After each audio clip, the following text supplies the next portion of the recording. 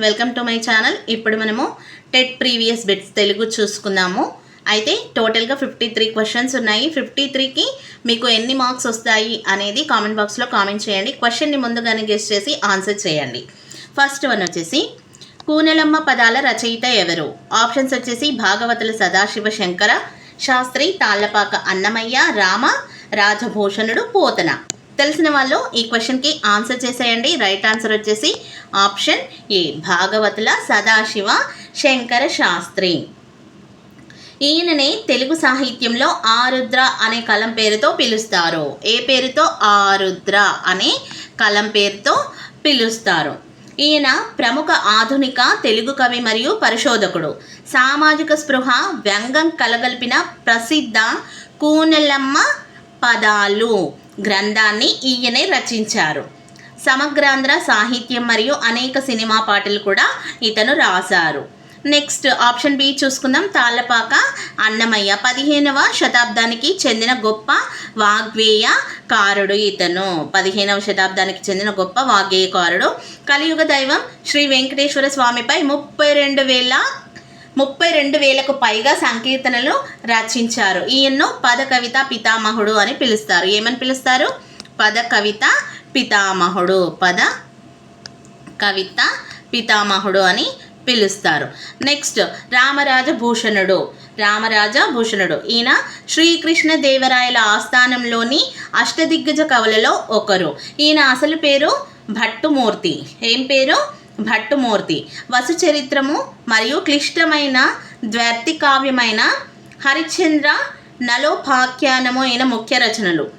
Next Pothana 15వ శతాబ్దానికి చెందిన అమూల్యమైన భక్త కవి. ఇతను ఈయన ఏమని పిలుస్తారు? సహజ పండితుడు అని అంటారు. సహజ పండితుడు. పోతన సహజ పండితుడు. సంస్కృత భాగవతాన్ని తెలుగులోకి శ్రీమదాంధ్ర భాగవతముగా అత్యంత మధురంగా అనువదించారు. నెక్స్ట్ వన్కి వెళ్ళిపోదాం. చాలామంది జనం పోగై ఉన్నారు అనే భావాన్ని సూచించే జాతీయం ఏమిటి? తెలిసిన వాళ్ళు ఆన్సర్ చేసేయండి. ఆప్షన్స్ వచ్చేసి కష్టసుఖాలు, తండోపతండాలు, అంతు లేకుండా గడగడలాడటం. ఇలాంటివి వస్తే జాతీయాన్ని ఈజీగా గుర్తించవచ్చు. Option B is the right answer. తండోపతండాలు. ఈ జాతీయాన్ని ఎప్పుడు యూజ్ చేస్తారు అంటే పెద్ద సంఖ్యలో జనం గుంపులుగా విపరీతంగా తరలివచ్చే సందర్భంలో ఉపయోగిస్తారు. ఉదాహరణకు సభకు జనం తండోపతండాలుగా వచ్చారు. ఇంకా కష్టసుఖాలు అనేది ఎప్పుడు యూజ్ చేస్తారు అంటే జీవితంలోని మంచి మరియు చెడు సమయాలను సూచించేటప్పుడు ఈ జాతీయాన్ని యూజ్ చేస్తారు. ఇంకా అంతు లేకుండా ముగింపు లేదా పరిమితి లేని స్థితిని సూచిస్తుంది. ఇది అంటే అనంతంగా గడగడలాడటం. ఆప్షన్ డి అంటే భయంతో వణికిపోవడాన్ని సూచిస్తుంది. నెక్స్ట్ వన్కి వెళ్ళిపోదాం. థర్డ్ వన్, నవరసాలలో జుగుప్సను కలిగించేది ఏది? తెలిసిన వాళ్ళు ఆన్సర్ చేసేయండి. ఆప్షన్స్ శృంగారం, వీరం, భీభత్సం, కరుణ. రైట్ ఆన్సర్ వచ్చేసి option C is the right one, భీభత్సం. నవరసాలలో జుగుప్సను కలిగించేది ఏది అనంటే భీభత్స రసం. భీభత్స రసం అనేది అసహ్యం, జుగుప్స లేదా అసహ్యకరమైన విషయాలను చూసినప్పుడు కలిగే భావాన్ని సూచిస్తుంది ఇది. కాబట్టి జుగుప్సను కలిగించే రసం ఏది అనంటే భీభత్సం. ఇంకా శృంగారం ప్రేమ మరియు ఆకర్షణను తెలియజేస్తుంది శృంగారం అనేది. వీరం అంటే ధైర్యం మరియు పరాక్రమాన్ని తెలియజేస్తుంది. కరుణ అంటే జాలి మరియు బాధను తెలియజేస్తుంది. నెక్స్ట్ వన్కి వెళ్ళిపోదాం. ఫోర్త్ వన్,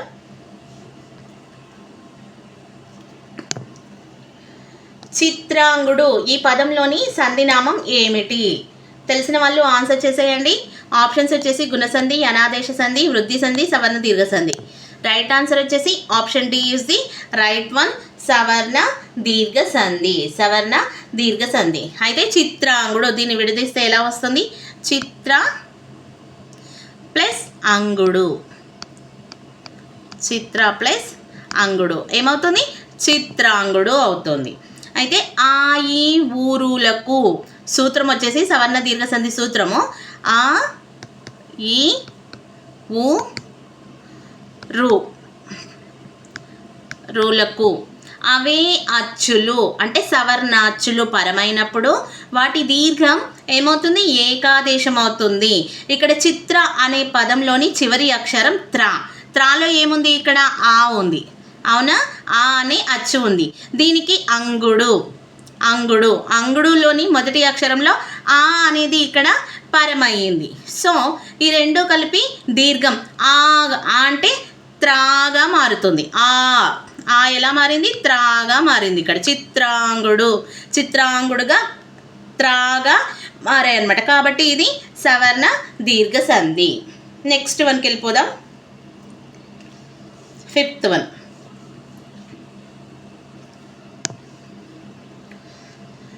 ఇక తమరు దయచేయండి అనే వాక్యంలో దయచేయండి అంటే అర్థం ఏమిటి? దయచేయండి అంటే అర్థం ఏమిటి? తెలిసిన వాళ్ళు ఆన్సర్ చేసేయండి. రాకండి, కూర్చోండి, వెళ్ళండి, ఉండండి ఆప్షన్స్ వచ్చేసి. తెలిసిన వాళ్ళు ఆన్సర్ చేయండి. 5th one option C is the right one, వెళ్ళండి. ఇక తమరు దయచేయండి అనే వాక్యంలో దయచేయండి అంటే ఏంటి అని అంటే వెళ్ళండి. అంటే సాధారణంగా ఎవరైనా అతిథి లేదా వ్యక్తిని గౌరవపూర్వకంగా ఇక మీరు బయలుదేరవచ్చు లేదా వెళ్ళవచ్చు అని చెప్పడానికి ఈ పదబంధాన్ని ఉపయోగిస్తారన్నమాట. కాబట్టి ఈ వాక్యంలో దయచేయండి, దయచేయండి అనే పదానికి వెళ్ళండి లేదా బయలుదేరండి అనే అర్థం వస్తుంది. రాకండి అంటే రావద్దు అనే అర్థం వస్తుంది. కూర్చోండి అంటే ఆసీనులు కండి అని అర్థం. ఇంకా ఉండండి అంటే నిలిచిపోండి అని అర్థం వస్తుంది. నెక్స్ట్ వన్కి వెళ్ళిపోదాం. 6th one. అతిథి మర్యాద పాఠ్యాంశం యొక్క ఇతివృత్తం ఏమిటి? అతిథి మర్యాద పాఠ్యాంశం యొక్క ఇతివృత్తం. తెలిసిన వాళ్ళు ఆన్సర్ చేసేయండి. దేశభక్తి, సంస్కృతి సాంప్రదాయాలు, పరోపకారం, శ్రమజీవనం. రైట్ ఆన్సర్ వచ్చేసి option B is the right one, సంస్కృతి సాంప్రదాయాలు.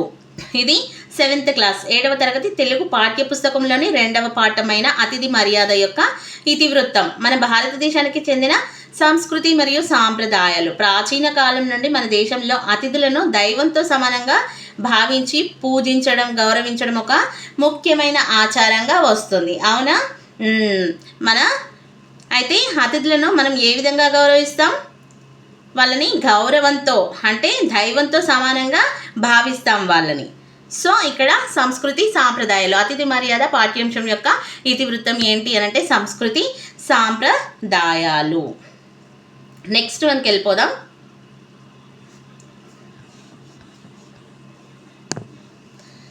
మకుటం లేని శతకానికి ఉదాహరణ ఏమిటి? మకుటం లేని శతకానికి ఉదాహరణ. తెలిసిన వాళ్ళు ఆన్సర్ చేయండి. సుభాషిత రత్నావళి, వేమన శతకం, సుమతి శతకం, కుమారి శతకం. రైట్ ఆన్సర్ వచ్చేసి option A is the right one, సుభాషిత రత్నావళి. మకుటం లేని శతకానికి ఉదాహరణ ఏది అని అంటే సుభాషిత రత్నావళి. మకుటం అంటే ఏంటి అసలు అంటే తెలుగు శతక పద్యాలలో ప్రతి పద్యం చివరన ఉండే ఒకే రకమైన పదం లేదా పదబంధాన్ని. ఉదాహరణకు విశ్వదాభిరామ వినురవేమ అంటాం కదా, విశ్వదాభిరామ వినురవేమ అనేది మకుటం. అంటే మకుటం దాన్ని మకుటం అంటారు. మకుటం లేని శతకం అంటే సాధారణంగా శతకాలకు మకుటం తప్పనిసరిగా ఉంటుంది అన్ని పద్యాలలో. కానీ ఏనుగు లక్ష్మణ కవి రచించిన సుభాషిత రత్నావళి శతకంలో పద్యాలకు మకుటం ఉండదు. అందుకే దీనిని మకుటం లేని శతకం అంటారు. ఇంకా వేమన శతకానికి విశ్వదాభిరామ వినురవేమ అనే మకుటం ఉంటుంది. ఇంకా సుమతి శతకానికి సుమతి అనే మకుటం ఉంటుంది. కుమారి శతకానికి కుమారి అనే మకుటం ఉంటుంది. సుమతి శతకానికి సుమతి, కుమారి శతకానికి కుమారి. వేమన శతకానికి విశ్వదాభిరామ వినురవేమ అనే మకుటం ఉంటుంది. నెక్స్ట్ వన్కి వెళ్ళిపోదాం. 8th వన్ వచ్చేసి హరి అంటే అర్థం ఏమిటి? తెలిసిన వాళ్ళు ఆన్సర్ చేసేయండి. ఆప్షన్స్ వచ్చేసి ఏనుగు, సింహం, గుర్రం, పులి. రైట్ ఆన్సర్ వచ్చేసి option B is the right one, సింహం. హరి అంటే అర్థం వచ్చేసి సింహం. నెక్స్ట్ వన్కి వెళ్ళిపోదాం. 9th one. దైత్యులు అనే పదానికి పర్యాయ పదాలు ఏమిటి? దైత్యులు. తెలిసిన వాళ్ళు ఆన్సర్ చేసేయండి. దేవతలు, అమరులు, రాక్షసులు, నిశాచరులు, మానవులు, మనుజులు, పక్షులు, ఖగములు.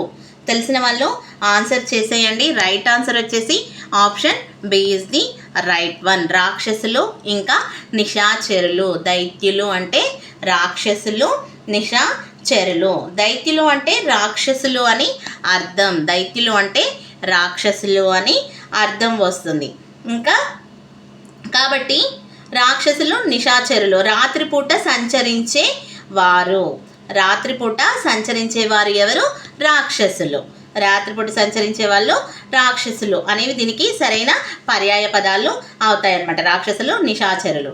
దేవతలు, అమరులు అంటే ఇవి సురులు లేదా దేవుళ్ళు అనే పదానికి పర్యాయ పదాలు.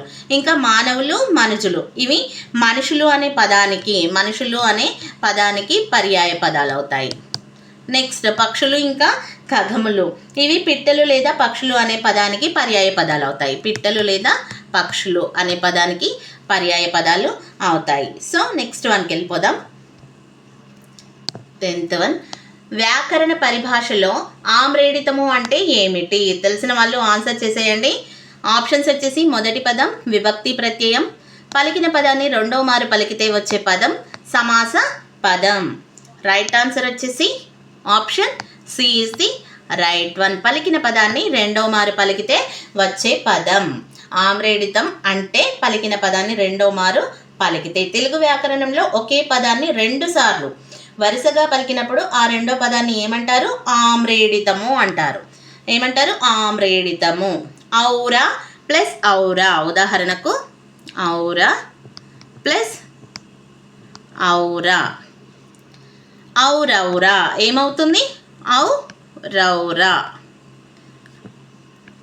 ఔరౌరా అవుతుంది. ఇందులో రెండోసారి వచ్చిన ఔరా ఆమ్రేడితం అవుతుందన్నమాట. రెండోసారి వచ్చిన ఔరా ఆమ్రేడితం అవుతుంది. ఇక్కడ మొదటి పదం ఆప్షన్ ఏ, దీనిని పూర్వపదం అంటారు. నెక్స్ట్ ఆప్షన్ బి విభక్తి ప్రత్యయం అంటే వాక్యంలోని పదాల మధ్య సంబంధాన్ని కలిపే ప్రత్యయాలు. ఉదాహరణకు డుమువులు, చేత, కొరకు మొదలైనవి. ఇంకా ఆప్షన్ డి సమాస పదం అంటే వేర్వేరు అర్థాలు కలిగిన 2 పదాలు కలిసి ఏకపదంగా ఏర్పడడం. నెక్స్ట్ వన్కి వెళ్ళిపోదాం. 11th one. సూర్యుని యొక్క రథసారథి ఎవరు? తెలిసిన వాళ్ళు ఆన్సర్ చేసేయండి.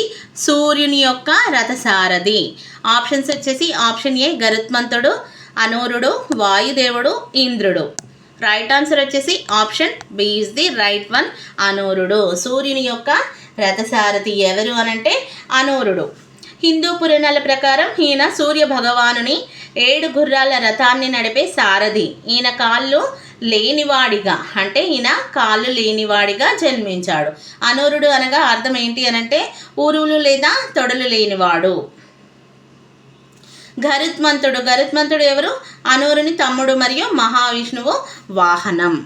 నెక్స్ట్ వన్కి వెళ్ళిపోదాం. షోడశ దానాలలో ఒక దానం ఏది? షోడశ దానాలలో ఒక దానం. ఆప్షన్స్ వచ్చేసి సువర్ణ దానం, గోదానం, భూదానం, అన్నదానం. తెలిసిన వాళ్ళు ఆన్సర్ చేసేయండి. రైట్ ఆన్సర్ వచ్చేసి option C is the right answer. ఏంటి? భూదానం. షోడశ దానాలలో భూదానం అనేది ఒక దానం అవుతుంది. నెక్స్ట్ వన్కి వెళ్ళిపోదాం. గోదానం అంటే ఏంటి? ఆవు. భూదానం అంటే భూమి. ఇంకా అన్నదానం. ఇక్కడ అన్నదానం అంటే ఏంటి? ఆహారం. అన్నదానం అంటే ఆహారం. గోదానం అంటే గోవు. భూదానం అంటే భూమి. గోదానం అంటే ఆవు. ఇక్కడ ఇది భూదానం అంటే భూమి. నెక్స్ట్ సువర్ణ దానము అంటే సువర్ణము అంటే బంగారము. సువర్ణ దానము అంటే బంగారము. నెక్స్ట్ వన్కి వెళ్ళిపోదాం. బంగార దానం. ఇది బంగార దానం.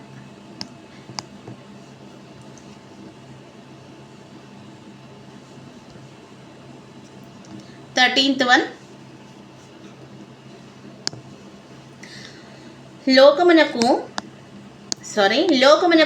జీవనాధారమైన వాడు అనే ఉత్పత్తిని ఇచ్చే పదం ఏది? లోకమునకు జీవనాధారమైన వాడు అనే వ్యుత్పత్తిని ఇచ్చే పదం ఏది? ఆప్షన్స్ వచ్చేసి అనూరుడు, సూర్యుడు, చంద్రుడు, వరుణుడు. తెలిసిన వాళ్ళు ఆన్సర్ చేసేయండి. రైట్ ఆన్సర్ వచ్చేసి option A is the right one. అనూరుడు లోకమునకు జీవనాధారమైన వాడు. ఎవరు? అనూరుడు. అంటే సూర్యుని వల్లనే సమస్త జీవకోటికి ప్రాణాధారమైన కాంతి, శక్తి లభిస్తాయి కాబట్టి ఆయనను లోకానికి జీవనాధారమైన వాడిగా పేర్కొంటారు. Next one 14th one. నిక్కమునకు ప్రకృతి పదం ఏమిటి? నిక్కమునకు ప్రకృతి పదం ఏమిటి? ఆప్షన్స్ వచ్చేసి నిఖిలం, నిజము, నిత్యం, నియమం. తెలిసిన వాళ్ళు ఆన్సర్ చేసేయండి.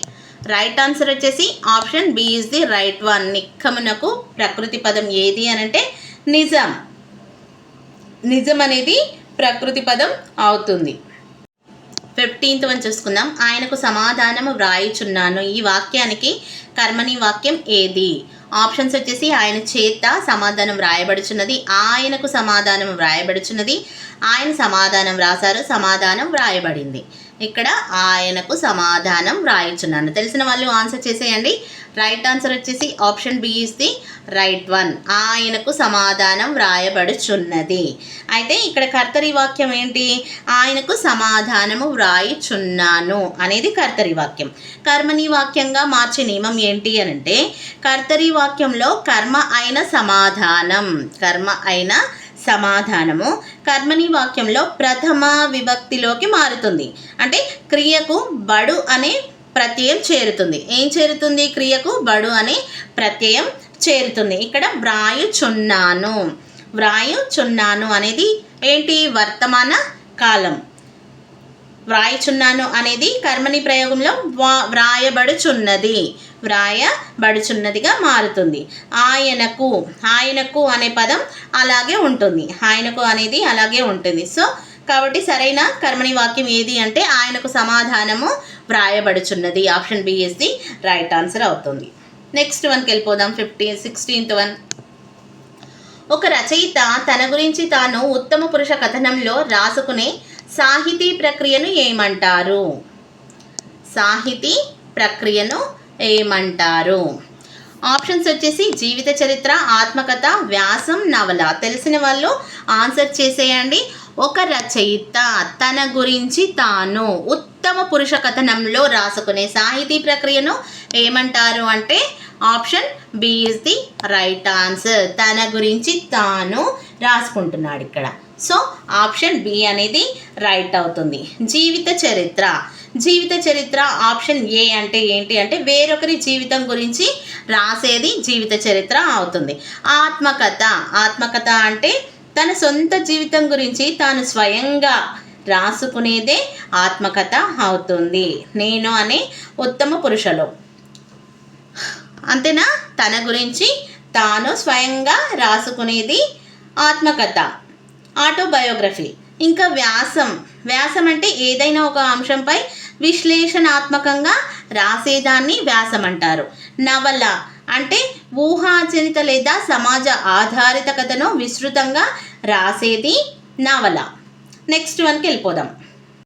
17th one. భోజరాజీయం రచించిన కవి ఎవరు? భోజరాజీయం. ఆప్షన్స్ వచ్చేసి శ్రీనాథుడు, అనంతమాత్యుడు, పోతన, ఎర్రన. తెలిసిన వాళ్ళు ఆన్సర్ చేసేయండి. రైట్ ఆన్సర్ వచ్చేసి option B is the right one. అనంతమాత్యుడు. అయితే భోజరాజీయం అనే ప్రసిద్ధ తెలుగు కావ్యాన్ని ఎవరు రచించారో అనంతమాత్యుడు రచించారు. ఇంకా శ్రీనాథుడు ఏం రచించాడు? మరుత్తరాట్ చరిత్ర, శాలివాహన సప్తశతి, హరివిలాసము, కాశీకాండము మొదలైనవి శ్రీనాథుడు రచించారు. పోతన వచ్చేసి శ్రీమదాంధ్ర భాగవతము, భోగిని దండకము, వీరభద్ర విజయము వచ్చేసి పోతన రాశారు.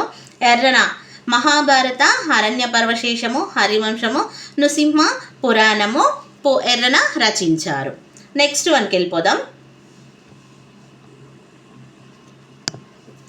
అంబ అనే పదానికి నానార్థాలు ఏమిటి? దీనికి అంబ అనే పదానికి ఆప్షన్స్ వచ్చేసి అమ్మ పార్వతీదేవి, తల్లి, తండ్రి, ఆకాశం, భూమి, నీరు, నిప్పు. తెలిసిన వాళ్ళు ఆన్సర్ చేసేయండి. Option A is the right one. అమ్మ పార్వతీదేవి. అంబ అనే పదానికి నానార్థాలు. అమ్మ ఇంకా పార్వతీదేవి. నెక్స్ట్ వన్కి వెళ్ళిపోదాం. 19th one. సంబంధం లేని రెండు విషయాలకు సంబంధం ఉన్నట్లు చెప్పే సందర్భంలో వాడే సామెత ఏది? సంబంధం లేని రెండు విషయాలకు సంబంధం ఉన్నట్లు చెప్పే సందర్భంలో వాడే సామెత. కుక్క తోక వంకర బోడిగుండుకి మోకాలికి ముడిపెట్టినట్లు అతి సర్వత్రా వజ్జయేత్ కాలం కలిసి రాకపోతే. తెలిసిన వాళ్ళు ఆన్సర్ చేసేయండి. రైట్ ఆన్సర్ వచ్చేసి option B is the right one. బోడిగుండుకు మోకాలకు ముడిపెట్టినట్లు. అయితే గుండుకు అంటే తల కదా, మరియు మోకాలకు ఎలాంటి సంబంధం ఉండదు. గుండుకు మోకాలకు ఏమైనా సంబంధం ఉంటుందా? ఉండదు. ఒకదానికొకటి అసలు పొంతెన లేని రెండు వేర్వేరు విషయాలు. గుండు వేరు, మోకాలు వేరు. అయితే ఈ రెండు వేర్వేరు విషయాలను బలవంతంగా కలిపి మాట్లాడేటప్పుడు లేదా ముడిపెట్టేటప్పుడు ఈ సామెతను యూజ్ చేస్తారు. ఇంకా కుక్క తోక వంకర అనే సామెతను ఎప్పుడు యూజ్ చేస్తారు అంటే, ఎంత ప్రయత్నించినా కొందరి బుద్ధి లేదా ప్రవర్తన మారదు అని చెప్పే సందర్భంలో దీనిని వాడుతారు. అతి సర్వత్రా వర్జయేత్ అనే సందర్భాన్ని సామెతను ఎప్పుడు యూజ్ చేస్తారు అంటే, ఏదైనా సరే అతిగా అంటే ఎక్కువగా ఉంటే నష్టం జరుగుతుంది కాబట్టి అతిని వదిలిపెట్టాలి అనే సందర్భంలో దీనిని యూజ్ చేస్తారు. కాలం కలిసి రాకపోతే అంటే సమయం లేదా అదృష్టం అనుకూలించినప్పుడు మనం ఎంత ప్రయత్నించినా పనులు జరగవు అని చెప్పే సందర్భంలో ఈ సామెతను వాడతారు. నెక్స్ట్ వన్కి వెళ్ళిపోదాం. 20th one. ఇట్టి మహానుభావులకు హింసయునార్చి దురంత దోషములు. ఇది ఏ పద్య పాదం? ఆప్షన్స్ వచ్చేసి ఉత్పలమాల, చంపకమాల, శార్దూలం, మత్తేపం. తెలిసిన వాళ్ళు ఆన్సర్ చేసేయండి. రైట్ ఆన్సర్ వచ్చేసి option A is the right one, ఉత్పలమాల. ఇట్టి మహానుభావులకు. ఈ అనంటే ఇక్కడ దీనికి ఇక్కడ కింద ఒత్తు టా వస్తుంది కాబట్టి ఇది గురువు అవుతుంది. ఈ అనేది గురువు అవుతుంది. ఇది లఘువు, ఇది లఘువు. ఇదేంటి? భా గణం, బా గణము. నెక్స్ట్ మహానుభావులు, హాను భా. ఇక్కడ వరకు ఏమవుతుంది అంటే గురువు, లఘువు, భా. బా దీర్ఘం ఉంది కదా, సో గురువు. గురువు, లఘువు, గురువు ఉంటే ఏమవుతుంది? రా గణం అవుతుంది. ఇది రా గణము అవుతుంది. నెక్స్ట్ తర్వాత ఊ లా కు. ఊ అనేది లఘువు, లా అనేది లఘువు, కు అనేది కూడా లఘువే. లఘువు, లఘువు, లఘువు. ఇదేంటి? నా గణం అవుతుంది. నా గణం అవుతుంది.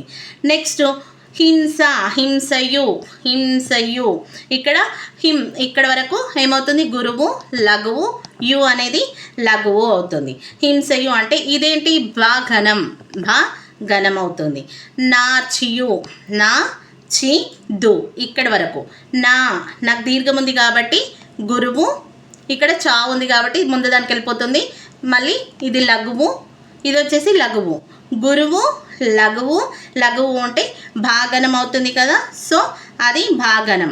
ఇంకా రంతదో, రమ్ ఉంది కాబట్టి గురువు అవుతుంది. తా అనేది లఘువు అవుతుంది. దో అనేది గురువు అవుతుంది, రాగనం. ఇంకా సముల్ అంటే వాగనము, లఘువు గురువు అవుతుంది, వా గణము. ఇది ఇక్కడ ఇచ్చిన గణాల వరుస ఏంటి అనంటే భరనభ భరవ. గణాల వరుస ఏంటి? భరనభ భరవ. ఏమవుతుంది? బ ర న భ బ ర వ. కాబట్టి ఇది ఏంటి? ఉత్పలమాల పద్యపాదం. ఏ పద్యపాదం అంటే ఉత్పలమాల పద్యపాదం, భరనభ భరవ. సో నెక్స్ట్ వన్కి వెళ్ళిపోదాం మనం. మాతృభావన పాఠ్యాంశం యొక్క ఇతివృత్తం ఏమిటి? మాతృభావన ఆప్షన్స్ వచ్చేసి ప్రకృతి ప్రేమ, స్త్రీల పట్ల గౌరవం, దేశభక్తి, మానవీయ విలువలు. తెలిసిన వాళ్ళు ఆన్సర్ చేసేయండి. రైట్ ఆన్సర్ వచ్చేసి option B is the right one, స్త్రీల పట్ల గౌరవం. స్త్రీల పట్ల గౌరవం. ఈ పాఠం శివాజీ మహారాజ్ జీవితంలోని ఒక గొప్ప ఘట్టాన్ని ఆధారం చేసుకొని రాయబడింది. పరస్త్రీలను కన్న తల్లిలా గౌరవించాలనే ఉన్నతమైన భావనను అంటే స్త్రీల పట్ల గౌరవం ఈ పాఠం బోధిస్తుంది. ఇతివృత్తం ఏంటి? స్త్రీల పట్ల గౌరవం. నెక్స్ట్ వన్కి వెళ్ళిపోదాం. పురాణ ఇతిహాసాల నుంచి చిన్న కథను తీసుకొని అష్టాదశ వర్ణనలతో స్వతంత్ర కావ్యంగా రచిస్తే దాన్ని ఏమంటారు?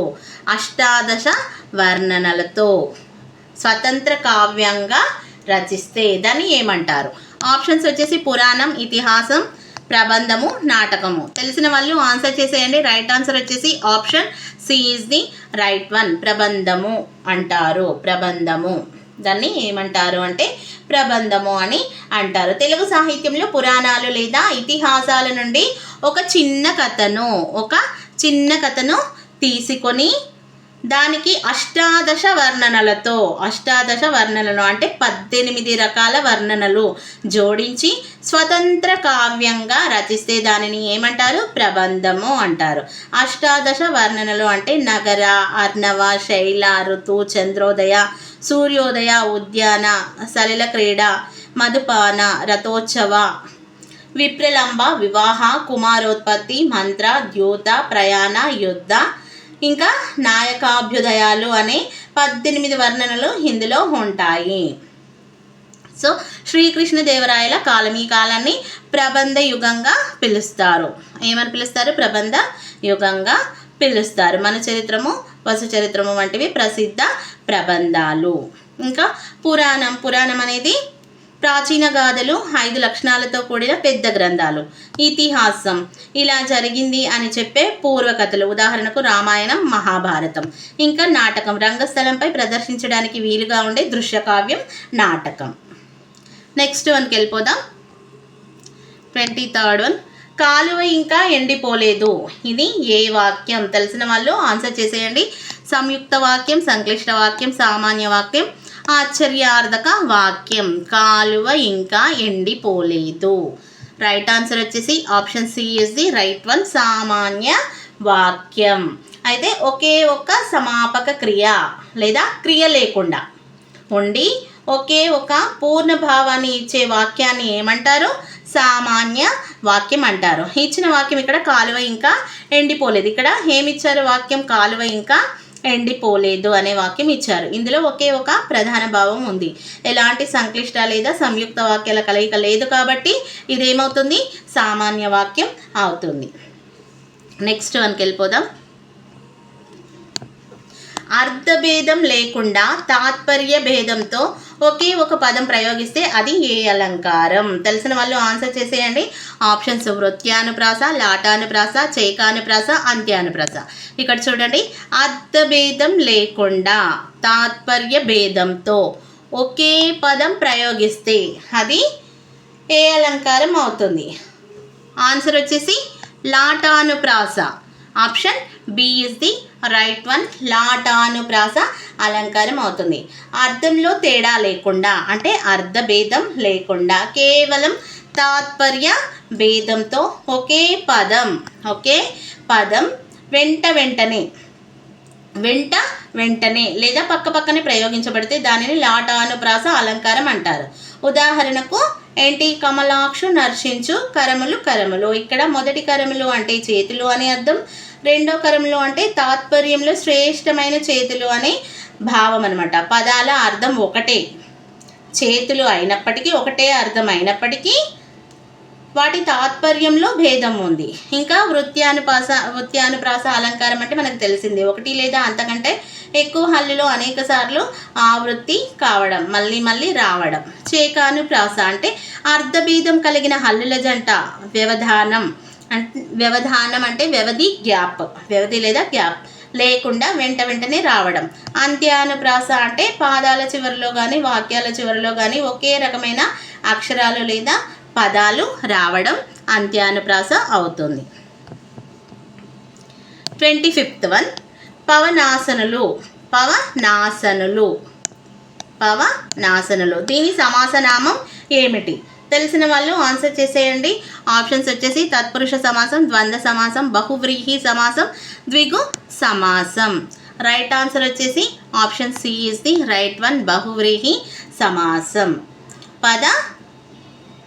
పవనాసనులు అంటే పవన ప్లస్ అశనులు. ఇక్కడ పవన ప్లస్ అశనులు. పవనాశనులు అంటే విగ్రహ వాక్యం ఏంటి అని అంటే పవనము అంటే ఏంటి? గాలి కదా. పవనము ఆహారముగా కలవారు, గాలిని ఆహారముగా కలవారు. అర్థం గాలిని మాత్రమే ఆహారంగా తీసుకునేవారు అనగా పాములు లేదా ఋషులు. బహువ్రీహి సమాసం అంటే ఏంటి? సమాసంలోని పూర్వపదం ఉత్తర పదాల అర్థాలకు ప్రాధాన్యత ఉండదు అన్నమాట.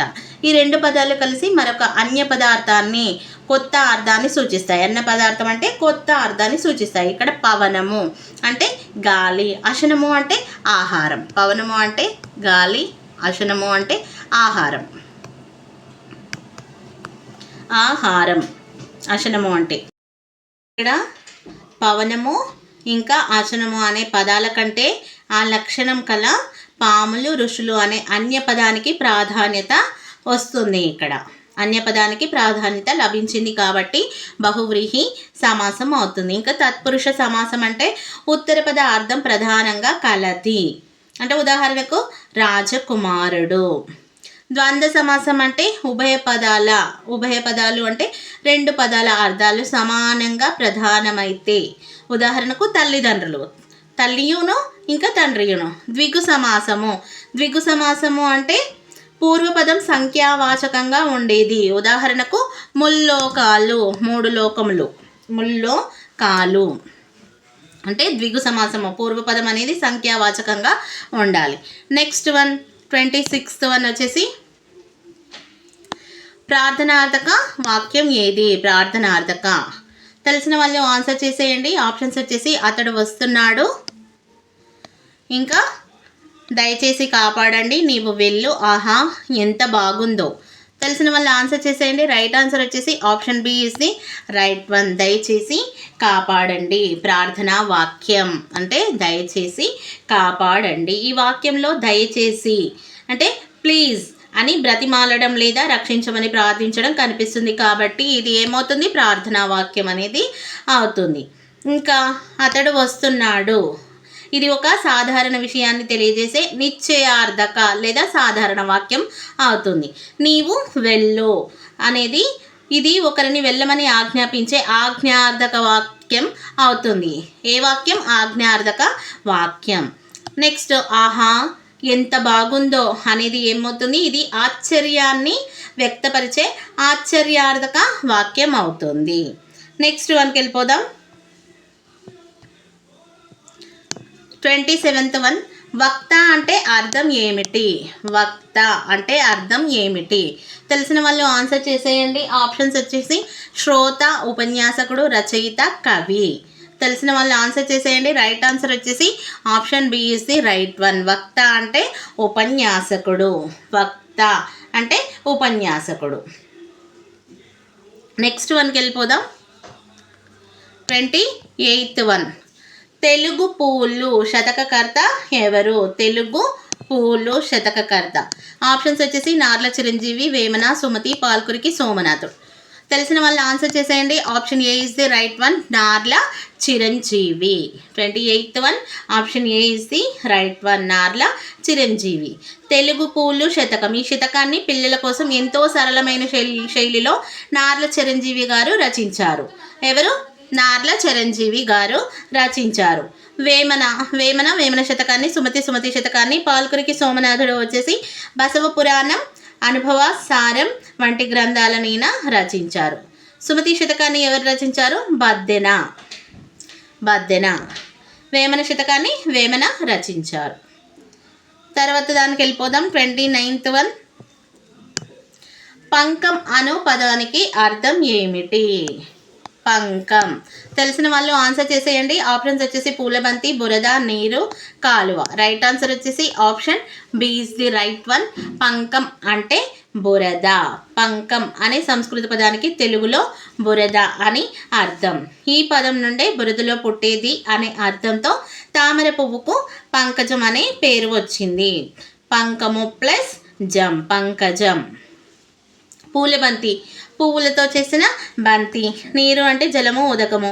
కాలువ ఒక రకమైన నీటి పువ్వు. కలువ అనేది లోటస్ ఫ్లవర్. నెక్స్ట్ 1కి వెళ్ళిపోదాం. 30th ఉదకము పదానికి పర్యాయ పదాలు ఏమిటి? తెలిసిన వాళ్ళు ఆన్సర్ చేసేయండి. ఉదకము. ఆప్షన్స్ వచ్చేసి జలము, నీరు, అగ్ని, వాయువు, భూమి, ఆకాశము, గాలి, ధూళి. రైట్ ఆన్సర్ వచ్చేసి option A is the right one, జలము, నీరు. ఉదకము అంటే జలము, నీరు పర్యాయ పదాలు.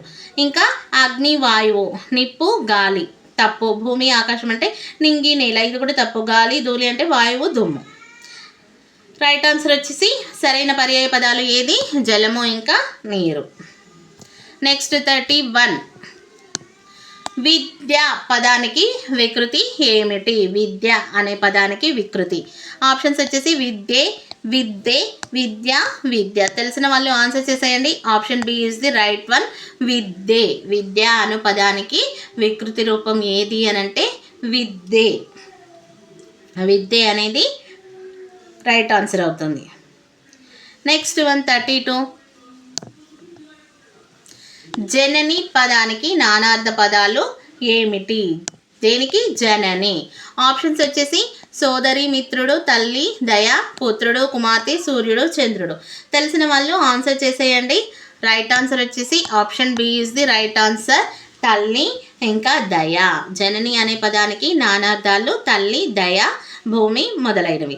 సోదరి, మిత్రుడు అంటే జనని అనే పదానికి ఇవి అర్థాలు కావు. పుత్రుడు, కుమార్తె ఇవి కొడుకు, కూతురు అనే అర్థాలను ఇస్తాయి. సూర్యుడు, చంద్రుడు ఇవి ఆకాశంలోని ఖగోళ వస్తువుల పేర్లు. నెక్స్ట్ 1కి వెళ్ళిపోదాం. 33. ఆవులిస్తే పేగులు లెక్క పెట్టినట్లు అనగా అర్థం ఏమిటి? ఆవలిస్తే పేగులు లెక్క పెట్టినట్టు. ఆప్షన్స్ వచ్చేసి సమయం వృధా చేయడం, విషయాన్ని త్వరగా గ్రహించడం, కష్టపడడం, భయపడటం. తెలిసిన వాళ్ళు ఆన్సర్ చేసేయండి. రైట్ ఆన్సర్ వచ్చేసి option B is the right one, విషయాన్ని త్వరగా గ్రహించడం. 33 option B is the right answer. ఆవులిస్తే పేగులు లెక్క పెట్టినట్లు అంటే ఒకరు ఆవలించడం మొదలు పెట్టగానే వారి కడుపులో ఎన్ని పేగులు ఉన్నాయో చెప్పేయడం అని దీని అక్షరార్థం. అంటే అవతలి వ్యక్తి చిన్న సైగ లేదా సూచన చేయగానే వారు ఏం చెప్పాలనుకుంటున్నారో లేదా వారి మనసులో ఏముందో పూర్తిగా చాలా త్వరగా గ్రహించడాన్ని ఈ సామెత తెలియజేస్తుంది. సమయం వృధా చేయడం ఇది తప్పు. సమయం వృధా చేయడానికి ఈ సామెతతో అసలు సంబంధం లేదు. సో నెక్స్ట్ 1కి వెళ్ళిపోదాం మనం. వినేవాటికి కనేవాటికి బెత్తడి దూరం ఏమిటి? వినేవాటికి కనేవాటికి బెత్తడి దూరం ఏమిటిది? తెలిసిన వాళ్ళు ఆన్సర్ చేసేయండి. ముక్కు, నోరు, చెవులు, కన్నులు, చేతులు, కాళ్ళు, తల, మెడ. రైట్ ఆన్సర్ వచ్చేసి ఆప్షన్ బి, చెవులు ఇంకా కన్నులు. 34th one option B is the right answer, చెవులు, కన్నులు. అయితే ఇది వినేవాటికి ఇంకా కనేవాటికి బెత్తెడు దూరం అనేది ఒక ప్రసిద్ధ తెలుగు సామెత.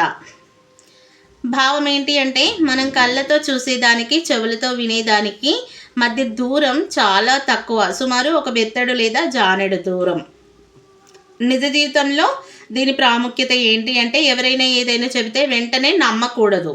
మన కళ్ళతో స్వయంగా చూసే వరకు అది నిజం కాకపోవచ్చు అని చెప్పడానికి ఈ మాటను ఉపయోగిస్తారనమాట. ఇంకా 35th వన్. కవి ప్రతిభను ఔరా అని మెచ్చుకున్నారు. ఈ వాక్యంలో అవ్యయం ఏది? కవి ప్రతిభను ఔరా అని మెచ్చుకున్నాడు. ఆప్షన్స్ వచ్చేసి కవి ప్రతిభ ఔరా మెచ్చుకున్నారు. తెలిసిన వాళ్ళు ఆన్సర్ చేసేయండి. రైట్ ఆన్సర్ వచ్చేసి option C is the right one, ఔరా. కవి ప్రతిభను ఔరా అని మెచ్చుకున్నారు. వాక్యంలో అవ్యయం ఏది అంటే ఔరా. అవ్యయం. అవ్యయం అంటే ఏంటి? లింగ వచన విభక్తులు లేని పదాలను అవ్యయాలు అంటారు. ఏమంటారు? అవ్యయాలు అంటారు. అంటే స్త్రీ పురుష భేదాలు, ఏకవచనం బహువచనం మార్పులు వేటికి ఉండవో అవి. ఆశ్చర్యాన్ని, సంతోషాన్ని లేదా బాధను వ్యక్తపరిచే పదాలు. ఉదాహరణకు ఆహా, ఓహో, అయ్యో, ఔరా అవ్యయాల కిందికి వస్తాయి ఇలాంటి పదాలన్నీ. అయితే కవి అనేది ఏమవుతుంది? నామవాచకం అవుతుంది, నౌన్. ఇంకా ప్రతిభ. ప్రతిభ అనేది ఇది కూడా నామవాచకమే. ఔరా. ఔరా అనేది ఇది ఆశ్చర్యాన్ని వ్యక్తపరిచే పదం అవుతుంది. ఇది ఆశ్చర్యాన్ని వ్యక్తపరిచే పదం. దీనికి లింగ వచన విభక్తి ప్రత్యయాలు ఉండవు కాబట్టి ఇది అవ్యయం అవుతుంది. ఇంకా ఇందులో క్రియ ఏది అని అంటే మెచ్చుకున్నారు. మెచ్చుకున్నారు అనేది క్రియ అవుతుంది. సో ఇప్పుడు మనము నెక్స్ట్ వన్కి వెళ్ళిపోదాం. 36th one. వృక్షము అవనిని రక్షించును. ఈ వాక్యంలో గీత గీసిన పదంలోని విభక్తి ఏమిటి? అవని. గీత గీసిన పదం ఏది అని అంటే అవని, అవనిని. ఆప్షన్స్ వచ్చేసి ప్రథమా విభక్తి, ద్వితీయ విభక్తి, తృతీయ విభక్తి, చతుర్థి విభక్తి. తెలిసిన వాళ్ళు ఆన్సర్ చేసేయండి. రైట్ ఆన్సర్ వచ్చేసి option B is the right one, ద్వితీయ విభక్తి. వృక్షము అవనిని రక్షించును. అవనిని, అవనిని, అవని ప్లస్ ని. ఈ పదంలో నీ అనే ప్రత్యయం ఉంది. అవనిని, నీ అనే ప్రత్యయం ఉంది. అంటే వ్యాకరణ నియమం ఏంటి అని అంటే తెలుగు వ్యాకరణం ప్రకారం నిన్నొన్లన్, నిన్ నున్ లన్, నిన్నొన్లన్ కూర్చి గురించి, కూర్చి ఇంకా గురించి. నిన్నొన్లన్ కూర్చి గురించి అనే ప్రత్యయాలు ద్వితీయ విభక్తికి చెందుతాయి. దేనికి చెందుతాయి? ద్వితీయ విభక్తికి చెందుతాయి. కాబట్టి అవనిని అనే పదం ద్వితీయ విభక్తి అవుతుంది. నెక్స్ట్ వన్కి వెళ్ళిపోదాం. 37th one. ఈ క్రింది వాక్యాలలో మధ్యమ పురుషుకు సంబంధించినది ఏమిటి? మధ్యమ పురుషుకు సంబంధించినది ఏమిటి? ఆప్షన్స్ నేను వెళ్తున్నాను, నీవు క్రమశిక్షణతో నడుచుకో, వారు వస్తున్నారు, ఇది పుస్తకం. తెలిసిన వాళ్ళు ఆన్సర్ చేసేయండి. రైట్ ఆన్సర్ వచ్చేసి option B is the right one. నీవు క్రమశిక్షణతో నడుచుకో, నీవు క్రమశిక్షణతో నడుచుకో. ప్రథమ పురుష అంటే ఎక్కడ ఉన్న వారి గురించి, ఎక్కడో ఉన్న వారి గురించి, ఎక్కడో ఉన్న వారి గురించి అంటే థర్డ్ పర్సన్ మాట్లాడుకునేటప్పుడు ఉపయోగించేది. ఉదాహరణకు వాడు, ఆమె, వారు, అది, ఇది. మధ్యమ పురుష అంటే మధ్యమ పురుష అంటే సెకండ్ పర్సన్, మనం ఎదురుగా ఉన్న వ్యక్తిని సంబోధించడానికి ఉపయోగించేది. నీవు, మీరు. ఉదాహరణకు నీవు, మీరు అనేది. ఉత్తమ పురుష అంటే ఫస్ట్ పర్సన్, తన గురించి తాను మాట్లాడుకునేటప్పుడు ఉపయోగించేది. నేను, మేము. ఉదాహరణకు నేను, మేము. నేను వెళ్తున్నాను. ఇందులో నేను అనేది ఉత్తమ పురుష, నేను అనేది ఉత్తమ పురుష అవుతుంది, నేను అనేది. నెక్స్ట్ నీవు క్రమశిక్షణతో నడుచుకో. ఇందులో నీవు ఉంది కదా, నీవు అనేది ఎదురుగా ఉన్న వ్యక్తిని సూచిస్తుంది. కాబట్టి ఇది మధ్యమ పురుషకు సంబంధించినది. ఎదురుగా ఉన్న వ్యక్తిని సూచిస్తుంది కాబట్టి ఇది మధ్యమ పురుష అవుతుంది. ఇంకా వారు వస్తున్నారు, వారు వస్తున్నారు. ఇందులో వారు అనేది ఏంటి? ప్రథమ పురుష. ఇది పుస్తకం, ఇది అనేది ప్రథమ పురుష. సో రైట్ ఆన్సర్ వచ్చేసి మధ్యమ పురుషులకు సంబంధించినది ఏంటి అని అంటే option B is the right one. 8th one. క్రింది వానిలో నిత్య ఏకవచనానికి సంబంధించినది ఏది? ఇక్కడ సంబంధించినది కాదు, సంబంధించినది. కరెక్ట్గా చూడండి క్వశ్చన్ని. ఆప్షన్స్ వచ్చేసి వడ్లు, చెయ్యి, కాలము, ఆకాశము. రైట్ ఆన్సర్ వచ్చేసి option A is the right one. నిత్య ఏకవచనానికి సంబంధించినది ఏది అని అంటే వడ్లు. ఇది ఎల్లప్పుడూ బహువచనంలోనే వాడబడుతుంది. నిత్య బహువచనం, దీనికి ఏకవచన రూపం అనేది లేదు. చెయ్యి, కాలము, ఆకాశం ఇవి నిత్య ఏకవచనాలు. ఆకాశము, కాలం వంటి పదాలకు సాధారణంగా బహువచన రూపాలు వాడరు. ఇవి ఎల్లప్పుడూ ఏ రూపంలో ఉంటాయి? ఏకవచనంలోనే ఉంటాయి. సో రైట్ ఆన్సర్ వచ్చేసి ఆప్షన్ ఏ. నెక్స్ట్ వన్కి వెళ్ళిపోదాం. 39th one. బాలకృష్ణ కింద అండర్లైన్ ఉంది ఇక్కడ. బాలకృష్ణ దినపత్రికను చదువుతున్నాడు. గీత గీసిన పదం దేనికి చెందినది? ఆప్షన్స్ కర్మ, క్రియ, కర్త, విశేషణం. తెలిసిన వాళ్ళు ఆన్సర్ చేయండి. రైట్ ఆన్సర్ వచ్చేసి option C is the right one, కర్త. అయితే తెలుగు వ్యాకరణం ప్రకారం ఒక వాక్యంలో 3 ముఖ్యమైన భాగాలు ఉంటాయి. ఎన్ని? కర్త, కర్మ, క్రియ. పనిని చేసే సర్వనామం లేదా నామవాచకం. అంటే ఇక్కడ చదివే పనిని చేస్తోంది బాలకృష్ణ, కాబట్టి ఇది కర్త అవుతుంది. బాలకృష్ణ అనేది కర్త అవుతుంది. నెక్స్ట్ కర్మ అంటే పని యొక్క ఫలితాన్ని అనుభవించేది. ఇక్కడ బాలకృష్ణ దేనిని చదువుతున్నాడు? దినపత్రికను చదువుతున్నాడు. సో కాబట్టి దినపత్రిక అనేది ఏమవుతుంది? కర్మ అవుతుంది. దినపత్రిక అనేది కర్మ అవుతుంది. క్రియ అంటే జరిగే పనిని తెలిపేది. ఇక్కడ చదువుతున్నాడు అనేది క్రియ అవుతుంది. సో నెక్స్ట్ వన్కి వెళ్ళిపోదాం మనము. 40th one. ఈ క్రింది వారిలో సంయుక్త అక్షరం లేని పదం ఏది? సంయుక్త అక్షరం లేని పదం ఏది? ఆప్షన్స్ ముద్ద, సత్యం, భక్తి, వర్ణం. తెలిసిన వాళ్ళు ఆన్సర్ చేసేయండి. Option A is the right one. సంయుక్త అక్షరం లేని పదం ఏది అని అంటే ముద్ద. ద్విత్వాక్షరం అంటే ఒక హల్లుకు అదే హల్లు ఒత్తుగా చేరితే దాన్ని ద్విత్వాక్షరం అంటారు. ఇక్కడ ప్రశ్నలో సంయుక్తాక్షరం లేని పదం ఏది అని అడిగారు. తెలుగు వ్యాకరణం ప్రకారం అక్షరాలు 2 రకాల ఒత్తులను కలిగి ఉంటాయి. 2 రకాలుగా ఒత్తులను, ఒకటి సంయుక్తాక్షరం, ఇంకొకటి ద్విత్వాక్షరం. ద్విత్వాక్షరం అంటే ఏంటి? ఒక హల్లుకు అదే హల్లు ఒత్తుగా చేరితే దాన్ని ఏమంటారు? ద్విత్వాక్షరం అంటారు. ద్విత్వాక్షరం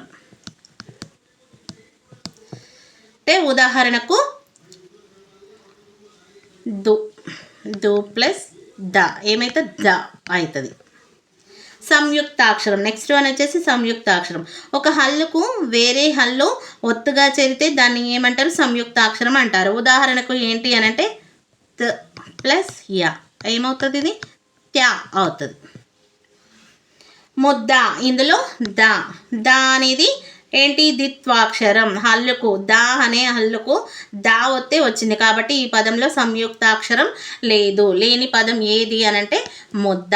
సత్యం అనంటే ఇది వేరొక హల్లుకు వేరొక హల్లు ఒత్తు చేరింది. ఇక్కడ సత్యం తాకి ఏది యావత్తు చేరింది ఇక్కడ సత్యంలో, కాబట్టి ఇదేమవుతుంది? సంయుక్తాక్షరం అవుతుంది. భక్తి ఒక హల్లుకు ఇంకా వేరొక హల్లు యొక్క ఒత్తు చేరింది కాబట్టి ఇది కూడా సంయుక్తాక్షరం అవుతుంది. వర్ణం అనేది ఇందులో కూడా రాకి నా అనే హల్లు యొక్క ఒత్తు వచ్చి చేరింది, సో ఇది కూడా సంయుక్తాక్షరం అవుతుంది. సంయుక్తాక్షరం లేని పదం ఏది అని అంటే ముద్ద అనేది ద్విత్వాక్షరం. నెక్స్ట్ 41.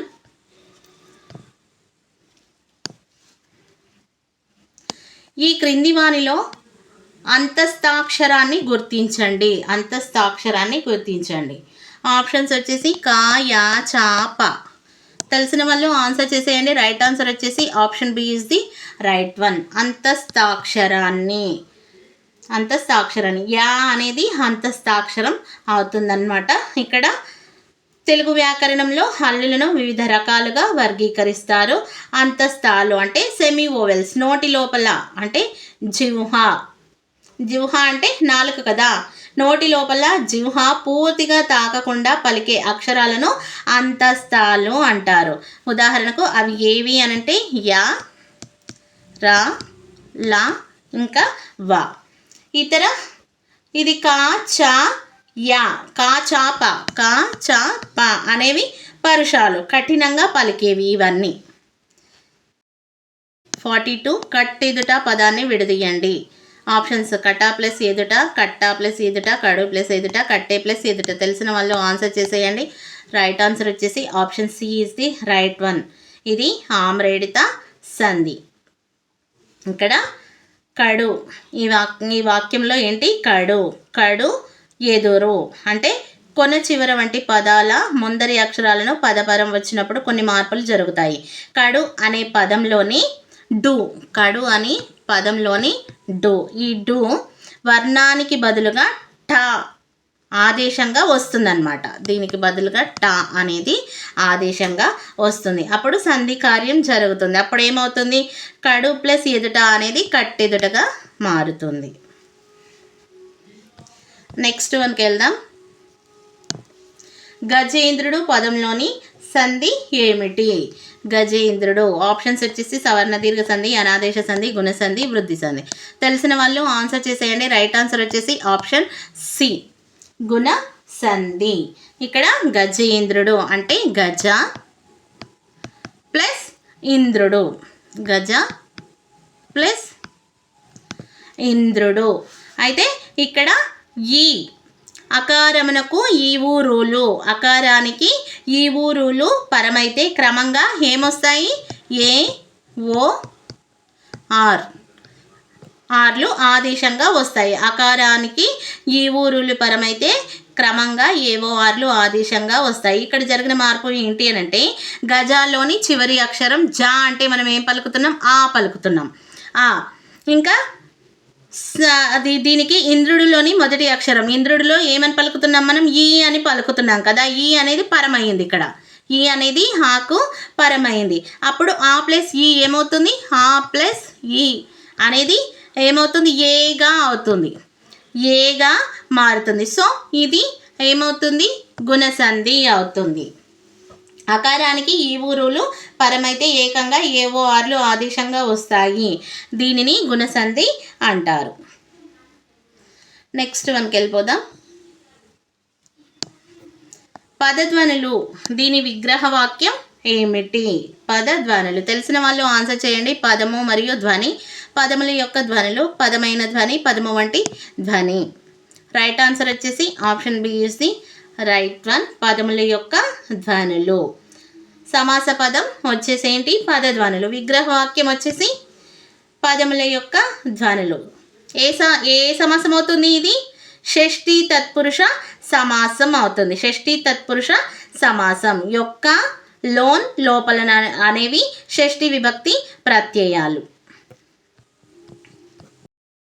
45th వన్, లఘువు లఘువు గురువు. సారీ, ఇక్కడ లఘువు లఘువు గురువు. చిహ్నం ఏ ఘనానికి చెందినది? ఆప్షన్ ఏ భగనం, నగనం, సగనం, యగనం. రైట్ ఆన్సర్ వచ్చేసి ఆప్షన్ సి సగనం. నెక్స్ట్ వన్కి వెళ్ళిపోదాము.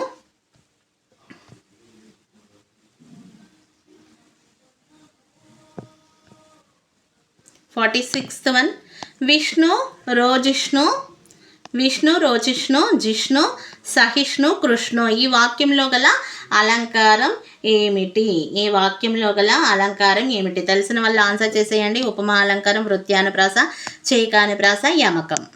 రైట్ ఆన్సర్ వచ్చేసి option B is the right one, వృత్యానుప్రాస అలంకారం అవుతుంది. వృత్యానుప్రాస అలంకారం అవుతుంది. విష్ణు రోజిష్ణు, జిష్ణు Sahishnu Krishna.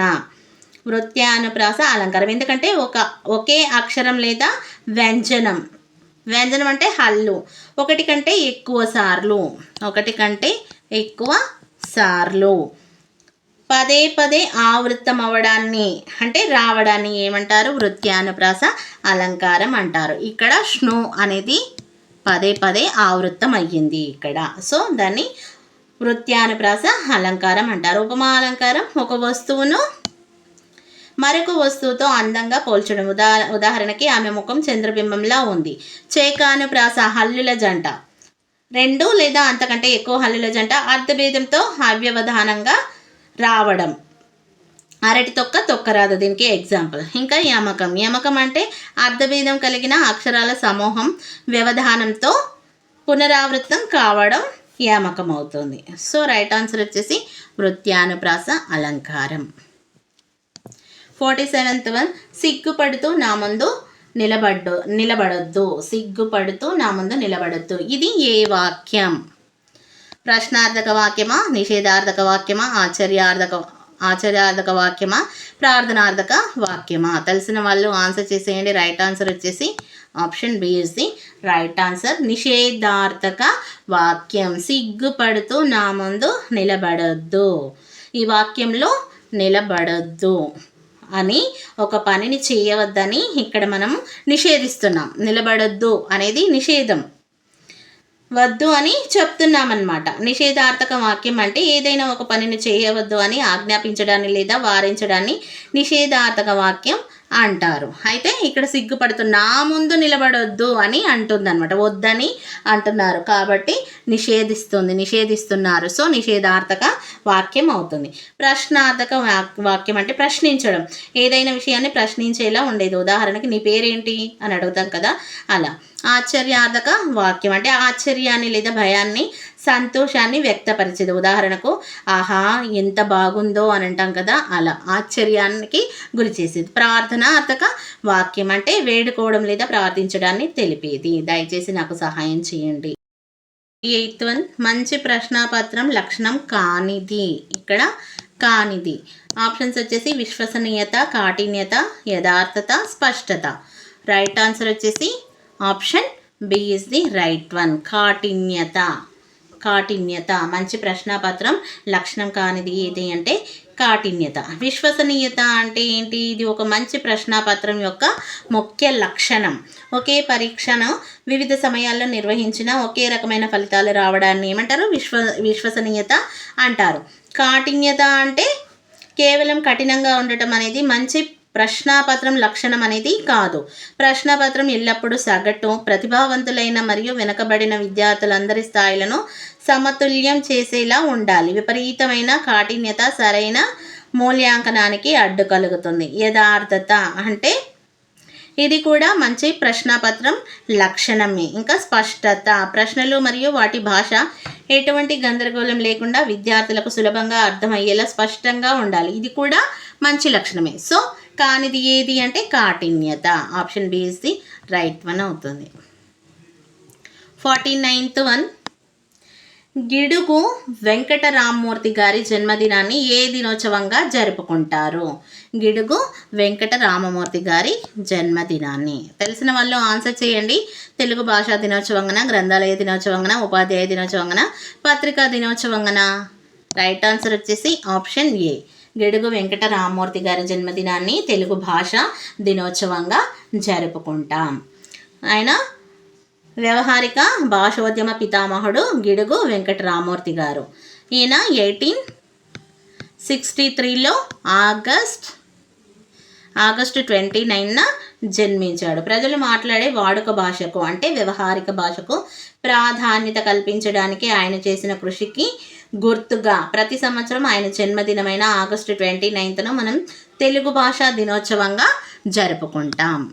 Next one, 50th one, ఉత్తమ భాషణం లక్షణం కానిది. ఉత్తమ భాషణం తెలిసిన వాళ్ళు ఆన్సర్ చేసేయండి. ఆప్షన్స్ వచ్చేసి స్పష్టంగా మాట్లాడడం, దోషాలతో మాట్లాడడం, ధైర్యంగా మాట్లాడడం, మర్యాదగా మాట్లాడడం. రైట్ ఆన్సర్ వచ్చేసి option B is the right one. లక్షణం కానిది అన్నారు. ఉత్తమ భాషణం లక్షణం కానిది అంటే దోషాలతో మాట్లాడడం. ఇది స్పష్టంగా మాట్లాడడం అంటే ఏంటి? ఇది ఉత్తమ భాషణం యొక్క ముఖ్య లక్షణం. ఇంకా దోషాలతో మాట్లాడడం అంటే తప్పులతో లేదా దోషాలతో మాట్లాడడం అనేది మంచి భాషణ లక్షణం కాదు. కాబట్టి ఇది సరైన సమాధానం అవుతుంది. ధైర్యంగా మాట్లాడడం ఇది కూడా ఉత్తమ భాషణ లక్షణమే. మర్యాదగా మాట్లాడడం, ఇతరులతో గౌరవంగా మర్యాదగా మాట్లాడడం కూడా ఒక మంచి లక్షణమే. నెక్స్ట్ 51, ఉచిత నిర్బంధ విద్యా హక్కు బిల్లును లోక్సభ ఆమోదించిన తేదీ. తెలిసిన వాళ్ళు ఆన్సర్ చేసేయండి. ఆగస్టు 4, 2009, జనవరి 26, 2010, జూలై 1, 2009, ఆగస్టు 15, 2009. రైట్ ఆన్సర్ వచ్చేసి option A is the right one, August 4, 2009. Next 52, పాఠ్యపుస్తకాల విద్యా ప్రమాణాలలో లేనిది ఏమిటి? పాఠ్యపుస్తకాలలో విద్యా ప్రమాణాలలో లేనిది ఏమిటి? విషయ పరిజ్ఞానం, మూల్యాంకనం, సృజనాత్మకత, వ్యక్తీకరణ. తెలిసిన వాళ్ళు ఆన్సర్ చేసేయండి. రైట్ ఆన్సర్ వచ్చేసి ఆప్షన్ బి, మూల్యాంకనం. పాఠ్యపుస్తకాలలో విద్యా ప్రమాణాలలో లేనిది ఏంటి అంటే మూల్యాంకనం. విషయ పరిజ్ఞానం విద్యార్థి భావనలను ఎంతవరకు అర్థం చేసుకున్నాడో తెలియజేస్తుంది. ఏంటి? విషయ పరిజ్ఞానం. ఇంకా సృజనాత్మకత విద్యార్థి యొక్క నూతన ఆలోచనలను, నైపుణ్యాలను పెంపొందిస్తుంది. వ్యక్తీకరణ ఏం చేస్తుంది? నేర్చుకున్న విషయాలను సొంత మాటల్లో వ్యక్తపరిచే సామర్థ్యం. మూల్యాంకనం అనేది అంటే ఎవాల్యుయేషన్ అనేది విద్యార్థుల అభ్యసన సామర్థ్యాన్ని పరీక్షించడానికి ఉపాధ్యాయులు ఉపయోగించే ఒక ప్రక్రియ లేదా పద్ధతి. ఇది విద్యా ప్రమాణాలలో ఒక అంతర్భాగమైన లక్షణం కాదు.